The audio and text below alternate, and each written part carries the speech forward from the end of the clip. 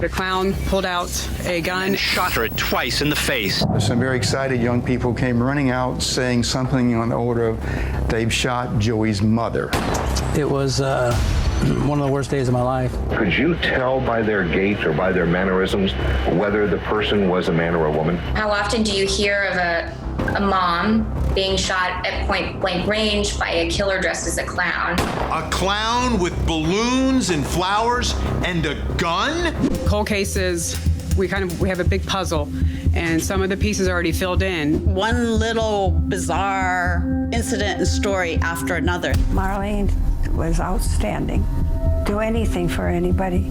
Miss Sheila Keen Warren has been indicted for first-degree murder with a firearm. I do know enough about this case that she's innocent.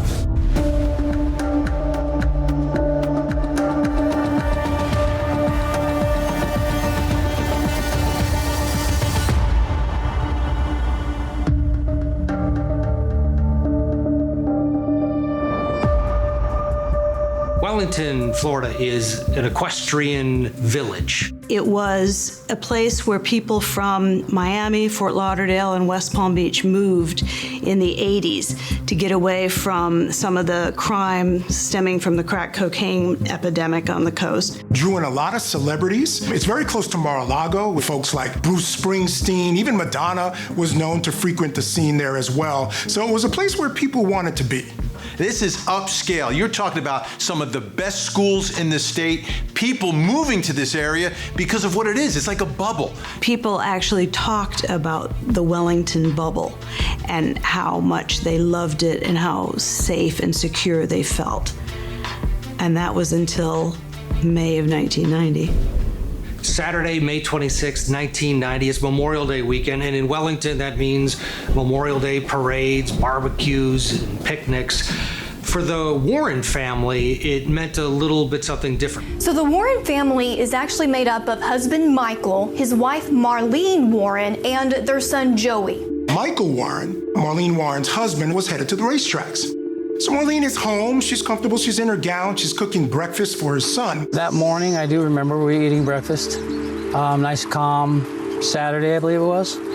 It was one of the worst days of my life. There's a knock at the door. Marlene goes to the door. There is a clown holding flowers and balloons, and she thinks it's some sort of gift. She actually says, "Oh, how nice," just before the clown drops the flowers and the balloons and pulls out a gun and shoots Marlene in the face. Joey hears a gunshot. He runs to the door and he sees a clown running away, getting into a Chrysler LeBaron. Meanwhile, his mom on the ground, dying.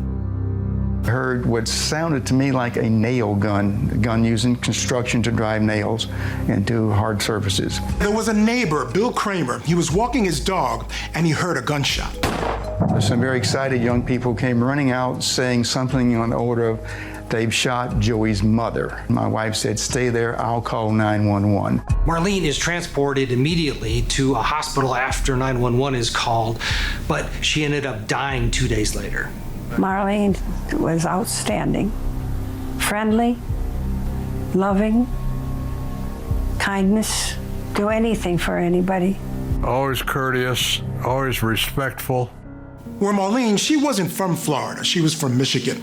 And according to her parents, she was actually a kind kid who really loved spending time with her sisters on her grandfather's farm just outside of Detroit. She loved to bake, make art, and paint. And ironically, one of the things she loved to paint was clowns.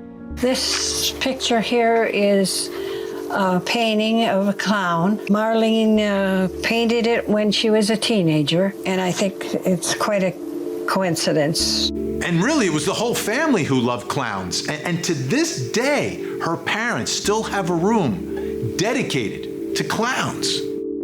Yeah, I kind of look at this one right here and say, hey, things will turn out all right.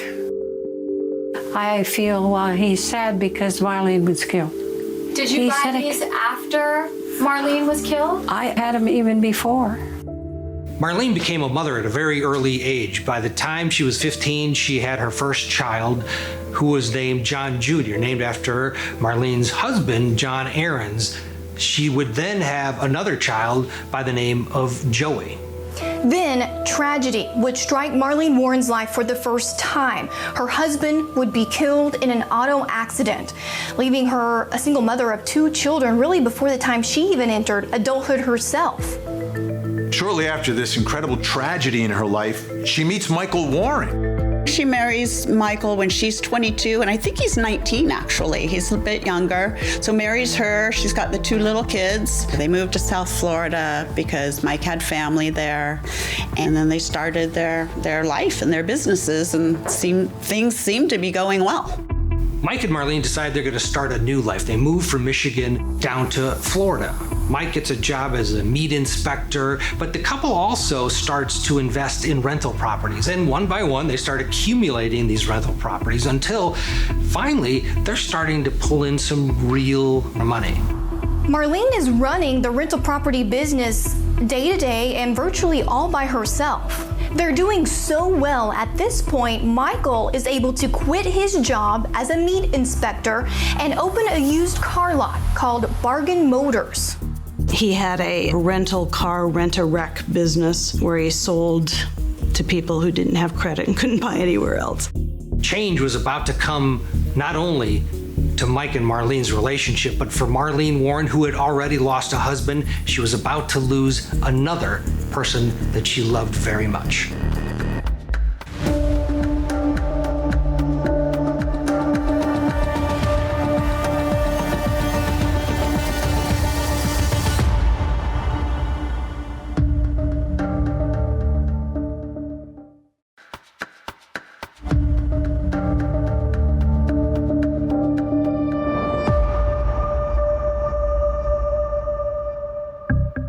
It's the late 1980s in South Florida, and Michael and Marlene Warren are raising 2 children together. They own more than 20 rental properties and a used car lot.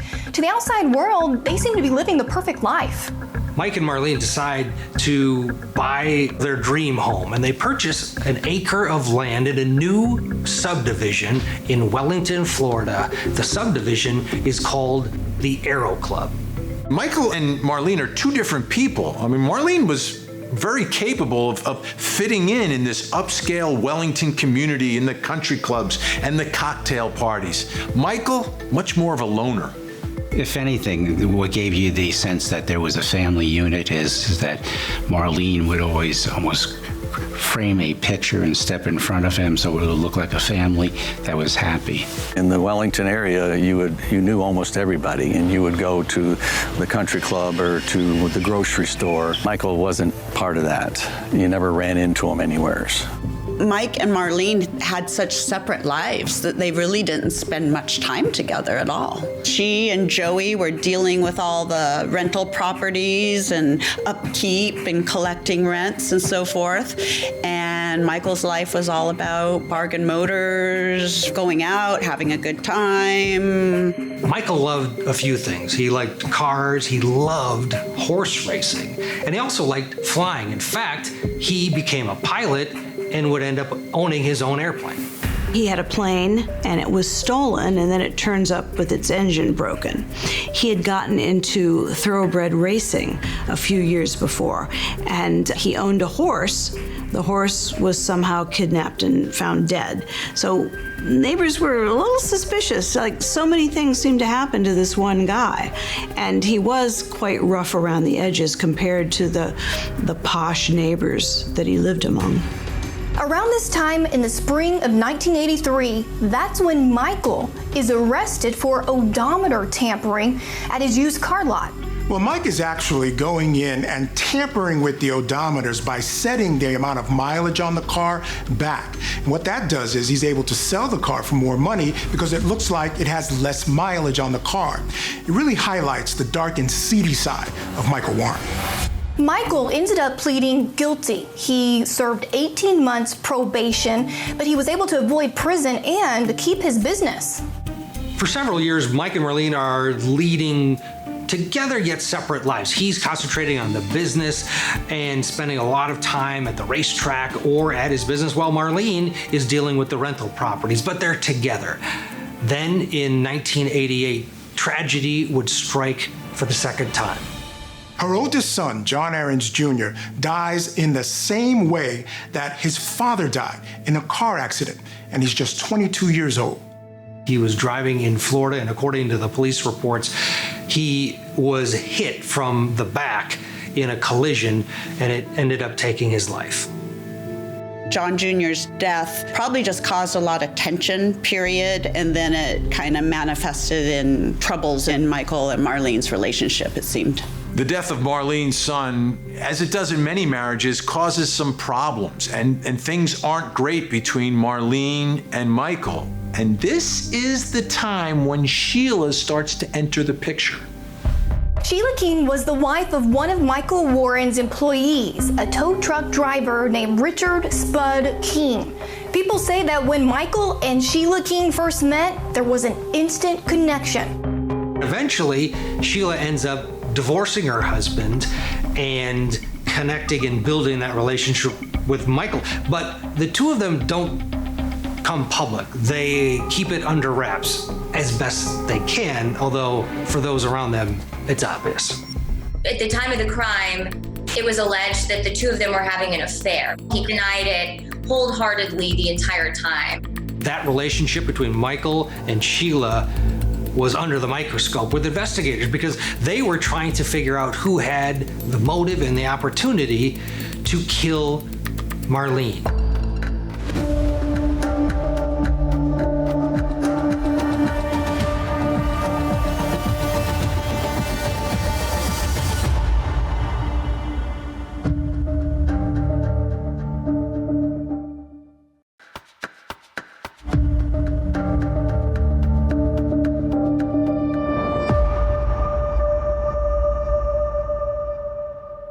That morning, I do remember we were eating breakfast. Nice, calm Saturday, I believe it was. It was slightly rainy because it's the beginning of the rainy season. It was in the morning, about 10:45. Marlene and her son and some of her son's friends were at home. There was a knock on the door. Marlene opened it, and she saw a clown standing there. So Marlene thinks that someone is delivering balloons and flowers to her. Think about what's going through her mind when all that changes and she realizes this clown has a gun. They hear a shot, or maybe popping balloons. But right before that, they hear Marlene react and say, "Oh, how nice." There's a basket of flowers and 2 balloons, one with Snow White on it. Joey looks and sees somebody dressed like a clown walking away. He was distraught over the fact that all he could identify was that the clown had brown eyes because the entire identity was covered up head to toe. It was one of the worst days of my life. The description that Joey gave police was a bit of a problem. Now, while he would later tell them that he thought the clown was someone with a slight build, initially, he told police that it was someone with broad shoulders and big hands. Now, this, of course, threw the investigation off a little bit because police were looking for someone that fit the description of a man. A woman is literally cooking breakfast for her kids, opens the front door, and is shot to death by a clown. People wanted answers, and people started locking their doors. Joey's the only eyewitness, but he does see the clown get into the getaway car. It's a white Chrysler LeBaron, and that description, extremely important.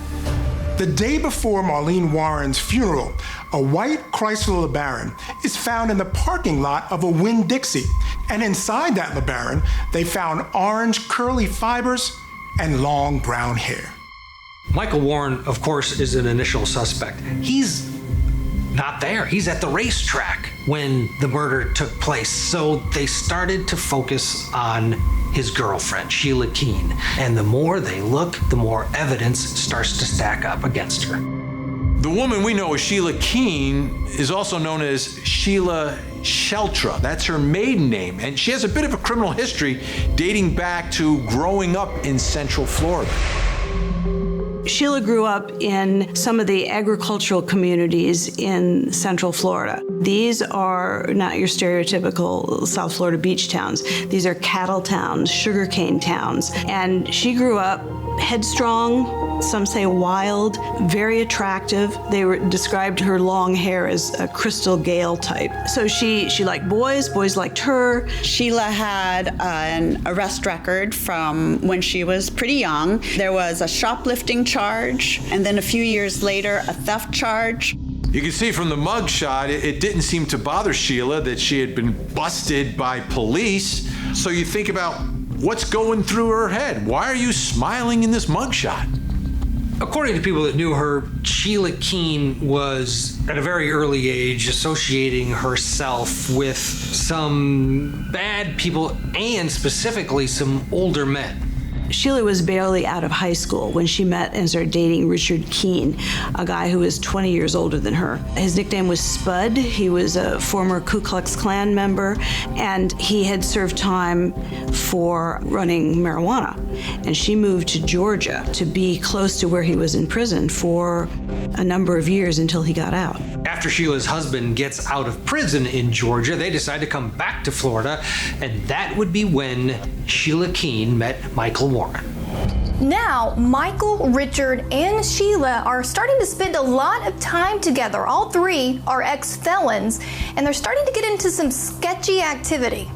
There just seemed to be numerous kind of sketchy ties to Bargain Motors. Sheila was convinced to dress up as a prostitute and meet somebody who had bought a car in a motel. And while she was in there, Richard and Michael, I think they were armed and they repossessed the car. And then somebody spotted her in the motel room holding the guy at gunpoint, and then they picked her up and they took off. Eventually, the three become two as Michael and Sheila start to get closer and closer. So Sheila got an apartment at Pine Ridge, and the folks there assumed that she was married, but not to Richard, to Michael, because of how much time he was spending there. But at that time, Michael was still married to Marlene. Neighbors there said he came and went so frequently they thought he was her husband, and they just became more and more enmeshed. Apparently, co-workers of Michael and Sheila's told investigators at the time of the murder that they thought Sheila and Mike were having an affair. They went for long lunches, they were very affectionate around each other, so there seemed to be a lot of evidence that they were having an affair. Police records quoted Michael's mother recalling an incident where she went along on one of these racetrack outings. She'd been picking up on the energy between Michael and Sheila. Mom actually said to Sheila, asked her, are you in love with him? Do you love him? And she said she did. And then Mom turned to Michael and was like, are you in love too? And he claimed that he loved himself. One of Michael's employees at the car dealership told investigators that when Michael and Marlene would have a fight, he would come in raging and offer to pay somebody $10,000 if they would kill his wife. Others remarked that he once said, "I'll make somebody a rich man who'll never have to work again if he gets rid of that woman." So it wasn't a surprise after Marlene's murder that Michael, her husband, was a prime suspect. But they were also looking at Sheila. There was speculation that it might not have been Mike. And the reason why is motivation. Most guys, if they would shoot you in the heart. And this lady got shot in the face. So they were starting to wonder whether or not Mike had a girlfriend who did it. The more that investigators started to look at the couple, at Michael and Sheila, the more the evidence started to pile up, not against the husband, Michael, but against Sheila, the girlfriend.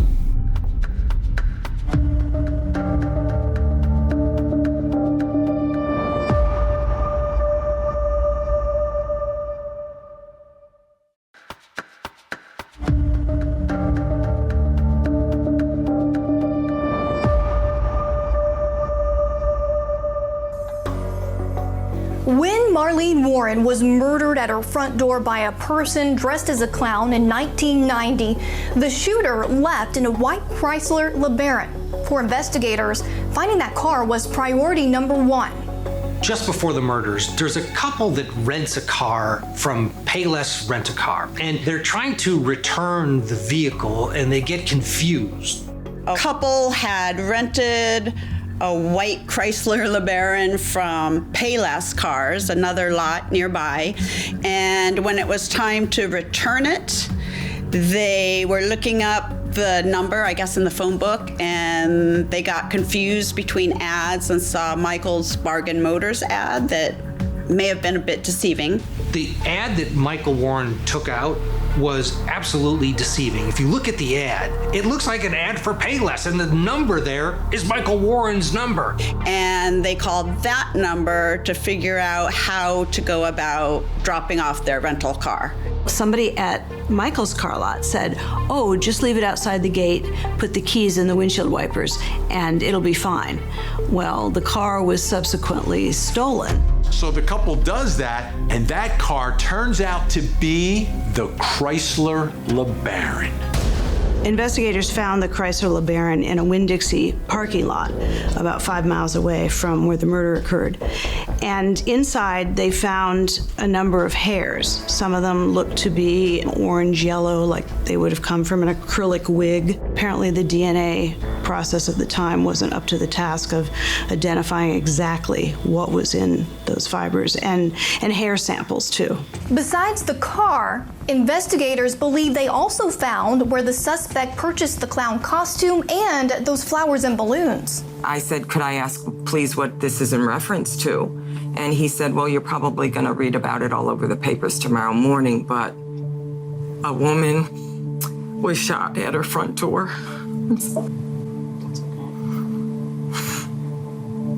By a person dressed in a clown costume, and he shot her in the face. A couple of days before the murder, two women who work at Spotlight Capizio Costume Shop say someone came in to purchase a clown costume. She said, "I need to buy a costume," and I said, "Can you come back tomorrow? We're closed." And now I really need to get a costume tonight. A Ruby's clown costume, an afro clown wig, Bob Kelly clown makeup, and a sponge nose. I'd say probably around 5'8", brown eyes, long chocolate hair, and jeans, and a men's work shirt. Police found a costume shop in West Palm Beach, and the women that ran it picked Sheila out of a photo lineup, saying that she had been the woman that came a few days before the murder at closing time, desperate to get in and pick out a costume. I remember some of their description of the customer. It was a woman with a long dark ponytail, yet there was sort of a male energy, they weren't sure. There was something maybe masculine or tough about her. She just asked for the clown costume, the wig, and then extra white face paint so she couldn't be identified. So the connections get crazier and crazier. There's a public supermarket near where Sheila was living. It was the only place in Palm Beach County that had these particular kinds of Mylar balloons. And the workers at Publix identified a woman with long brown hair who possibly could have been Sheila, who bought those balloons about an hour and a half before the murder. That employee also able to identify Sheila. Plus, Sheila had actually dressed up like a clown before. There's photographic evidence of Sheila in a clown costume. When Sheila was married to Richard Keen, they lived in an apartment in a trailer park in Pahokee on the edge of Lake Okeechobee. And she was friendly with people around town, including some folks at the auto parts store. And one day she came in dressed as a clown to entertain the people that worked at the auto parts store. After the murder, people remembered that. From an outsider's perspective, it may seem like there was enough there to make an arrest, but prosecutors who were combing over the evidence didn't think they had enough to make that arrest. So about a year later, things take an interesting turn. As the heat is on in this investigation, they're looking at Michael, they're looking at Sheila. Michael and Joey decide to go on a radio show to clear Michael's name. And at this point, Joey is still standing by and believes Michael and Sheila have nothing to do with his mother's murder. Michael, were you under the impression that you were a suspect from the very beginning? Most definitely. He never. Spouse? Matter of fact, I like to go into detail about that. In that radio interview, Michael denies any involvement. And as for Sheila, Joey says he's surprised she's even a suspect. You've either heard about this or been told this, or it's been asked of you that the police were suspicious, and she is even mentioned as a prime suspect in all of this. Would that shock you that she would be a prime suspect? Yes, it would. At this point, Joey is still convinced that the clown is a man, despite the fact that investigators are focusing in on Michael and Sheila. Could you tell by their gait or by their mannerisms whether the person was a man or a woman? Well, to me, it seemed like a man because of the big hands and the size of the person. Joey's description was of a man, and now all of the other evidence that is starting to come in points directly at a woman. And remember, Michael had an alibi for the time of the murder. So while the evidence seemed to be pointing to both Michael and Sheila, Sheila was really the only potential suspect. There's another really great little twist in this story. There was an attorney, local attorney, who represented Joey Aarons. Her youngest son got into some trouble, ended up being charged with a crime, and they went to court. They hired an attorney, the family did, a guy by the name of Christopher DeSantos. Joey was a young man, probably about 18 at the time, who was referred to me by an office mate I shared office space with, and he was charged with attempted murder, as I recall. He was basically hanging around with a gang of kids, and one of them ended up doing something unexpected, and he was there, so he got charged with it. There's an interaction that takes place after a hearing at a courthouse between DeSantos, the lawyer, and Michael Warren, which is unbelievable. They were walking out of the courtroom celebrating, and Mike Warren just casually asked if a man is going to hire someone to kill their wife, would that mean they not get any of the estate? And he blurted out asking me if a man could inherit if he murdered his wife. And my first emotional reaction was I was a little bit stunned. I kind of handled it as though it were a cocktail party question. If you murdered your wife, the law said you couldn't inherit. But for example, if it were manslaughter that you could inherit, or if somebody else had murdered your wife, you could inherit. Then Attorney DeSantos would say something he would later regret. For example, if you wore a clown suit, it wasn't intended to advise them to wear a clown suit or anything like that, but the point was that if you can't prove identity, the perpetrator, you can't get a conviction. Right after I said it, I said, oh God, I'm sorry I made that statement. And based on what I had found out later on about him, I certainly wouldn't have made the statement. That is unreal. It seems, and this is what I would argue, this lawyer gave him a recipe for murder. As all of this is coming out, it would also come to light that Marlene was telling people she was scared of her husband right before her murder. And Marlene's parents say, months, weeks, days before she was killed, she was saying how she wanted to divorce Mike Warren, but she was afraid that he was going to kill her.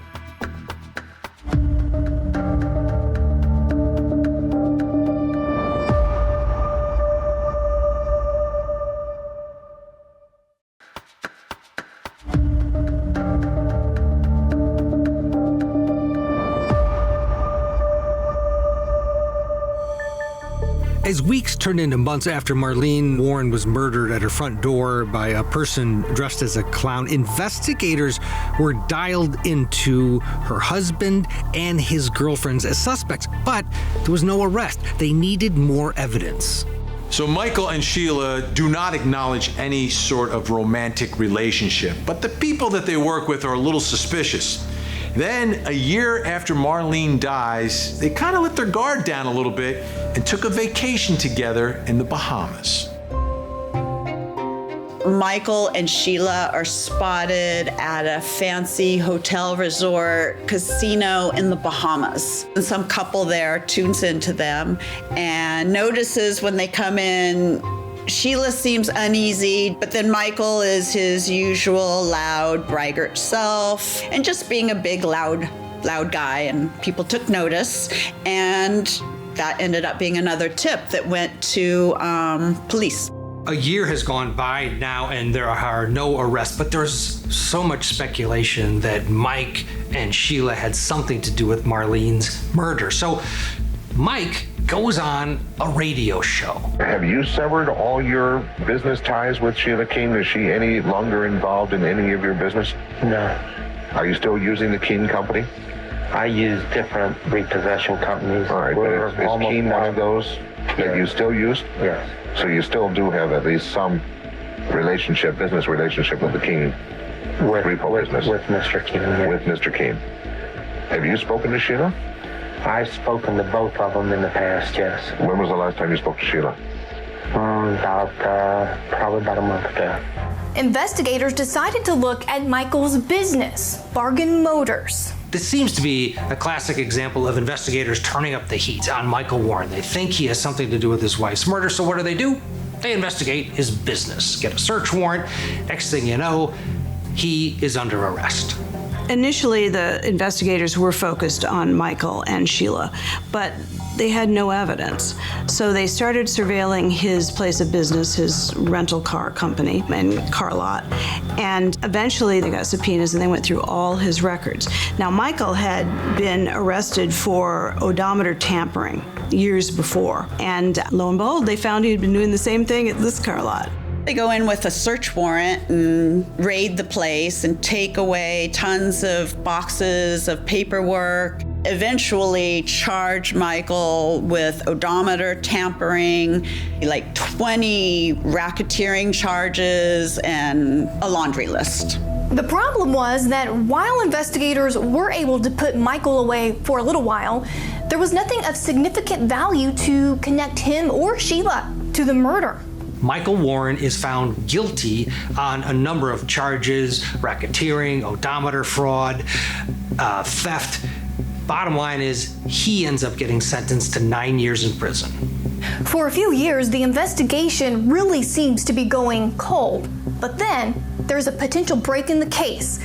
A son of an employee at Bargain Motors contacts police saying he has information linking Michael Warren to his wife's murder. Have you ever heard of a deathbed confession? My father told me everything that happened before he died. This individual's son came forward and said that my father told me that you'll find all of the answers if you pull up a vehicle that is in the water, and he showed him exactly where to look. I knew where the car was, I knew who planned it, I knew where the gun was at. He told me that car would get me anything I ever wanted from Mike Warren. So this is big. Investigators believe that inside the vehicle underwater is the murder weapon and the clown costume used in Marlene's murder. So the police sent divers down and they looked and looked and looked. And sure enough, they found the vehicle. The problem is they didn't find anything of value inside the vehicle. At some point, detectives dove and found a car. According to the photographic evidence that was made available to the public, it doesn't appear that they found a clown costume or a gun. So now it's back to square one. The case is cold.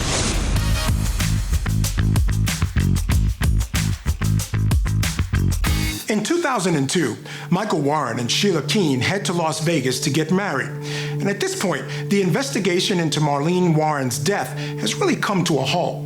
Sheila Keen Warren and Michael Warren were married after his prison stint. When Marlene's parents find out that Michael, Marlene's husband, marries Sheila, they are livid because they are convinced that Sheila is the killer clown. I turned angry when I heard Mike had married Sheila, remembering that she killed my daughter and he marries her.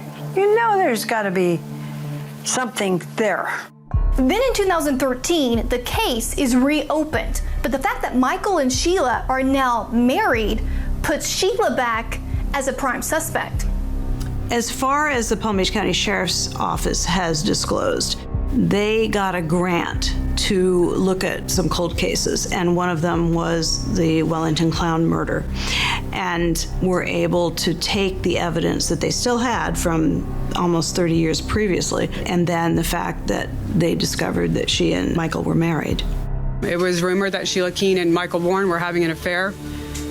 We now have learned since then that they have married, and they are currently married.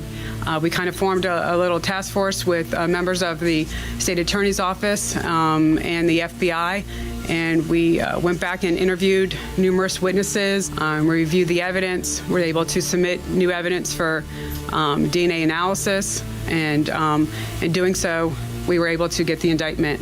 By this point, Mike and Sheila have reinvented themselves. They've moved to a small town in the Blue Ridge Mountains in Virginia by the name of Abington. Sheila has even changed her name to Debbie, and none of the folks in that new town know about their past.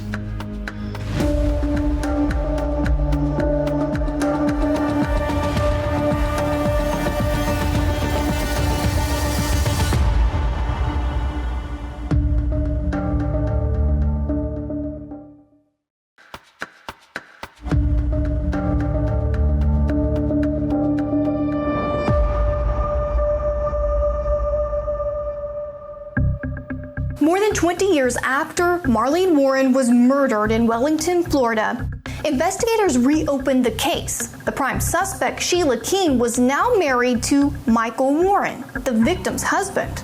Mike and Sheila have now moved to a town called Abington, Virginia, and this is where their new life is started. They're living, according to neighbors, a great life. People say they get along with everyone. Neighbors even talk about how much they seem to be in love, and people look at them and think, oh, what a great couple. They're very friendly, outgoing, nice. He was a happy, affectionate type person. They would hug you when you'd go see him. If you needed something, you call them and they'd be there. They were very close, and there was a connection, their smile at each other, the twinkle of their eye. They were very much in love, very close. They've opened up a fast food restaurant across the border in the state of Tennessee. So when the cold case reopens, they track Michael and his bride, Sheila Keen, to a restaurant in Tennessee, the Purple Cow.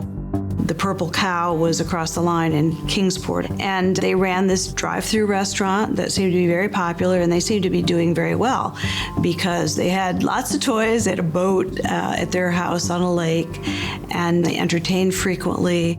They were not hiding, and they didn't seem to be accused felons on the run. They finally started living their life instead of working. They seemed very open. He seemed to be a happy, laid-back kind of guy. But not everyone who came across Mike and Debbie, especially Mike, had good things to say about him. There was one neighbor that had an encounter with Mike that seemed to show another side. I told him to put down the rocks and get off our property. So apparently Michael Warren decided to take some rocks from his neighbor's property, but it didn't go so well. And it said, can't we be neighborly about this? And I told him, I said, the neighborly thing would be to call over and ask if you could come over here and do that. He said, you. And he's like, what are you going to do, you scrawny? I said, I'll tell you what I'm going to do, you fat ass. But he wouldn't get off the tractor. And so he unloaded the rock. He was a bully. Somebody thinks he's going to get what he wants. Yes, exactly. Michael and Sheila pretty much keep their past lives to themselves, but it did come up at least once when Sheila was drinking. They found an employee who said that one night during a company party, Sheila, who they knew as Debbie, was drinking, and she told them basically this story of how she had gotten away with murder in Florida. The details of that conversation aren't included in depth in the police report, but it does appear that, at least according to this one employee, it came back up while they were, living their new life. Meanwhile, back in Florida, detectives, with the help of DNA technology, would get a break in the case that would help lead to an arrest. September 26th, 2017. Mike and Sheila are driving in their Cadillac SUV, coming back from Vermont, coming home to Abington, when they get pulled over by police. On the way to jail, she doesn't ask why she's being arrested, but her one question to the arresting officer was, "Is my husband being arrested too?" The defendant in this case, Miss Sheila Keen Warren, has been indicted for first-degree murder with a firearm. The potential penalty in this case is life in prison. We don't know if there'll be anybody else charged in this. That remains to be seen. But we want to make sure that we do everything that we possibly can to make sure that the prosecution is successful. After 27 years, Sheila Keen Warren under arrest, despite the fact that she was the focus of the investigation all along. As she's walking in, there's video of her being brought into the police station and then a mugshot. You look at the mugshot after she's taken into custody, she's smiling in the mugshot, just like she was smiling in the mugshot when she was arrested as a teenager. I do know enough about this case, not from the discovery process, but from my knowledge of the case, that she's innocent. My client will plead not guilty. She vehemently denies her guilt. We got a glimpse into the evidence against Sheila Keen Warren at a bond hearing where the lead investigator of the reopened investigation took the stand. The wig comparisons, he reported multiple monocrylic yellow-orange wig fibers compared to the wig purchased at the Spotlight, and that they had the same microscopic characteristics and optical properties. Multiple maroon fibers from Sheila Keen's shoes, the same microscopic characteristics and optical properties of fibers from the carpet samples from the parents. While she's been incarcerated, Sheila Keen Warren has been writing a lot of letters. We've taken a look at them, and when you read the words that she has written, it is clear that she believes she is innocent and that she will be found not guilty and will have a life and be happily ever after married to Michael.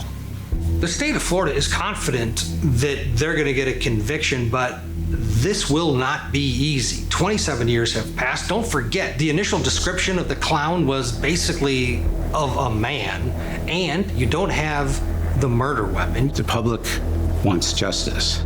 Is that the public wants the maximum penalty on this. The murder never really faded from the minds of the people that had lived there at the time. After a while, it was just a folk tale that people told around the table sometimes, or teenagers would dare each other to go ride their bikes past the house where it all happened. It's almost like it took more than a decade for their plan to play out, but eventually they were able to, be together and have their happy life. Even with the huge advances in technology and forensics in this case, you can't escape the fact that it's been more than 27 years since Marlene Warren was murdered. Memories fade of key witnesses, and there's a lot of inconsistent statements that the prosecution has to overcome in this case. With top-notch professionals, experts at DNA and other technological advances, it was these technological advances that have helped crack this case, and hopefully will bring justice to the family of Marlene Warren. That's my happiness right now in the case. We got to kill her off the street. It's been hell, and hopefully it gets better. We're all in a shock and grieving process, and just really praying for the whole situation. I come in here and I think of her. You can't tell me that he didn't know. No way in heck. She got away with it for so long. If there's a hell, I hope she rots in it.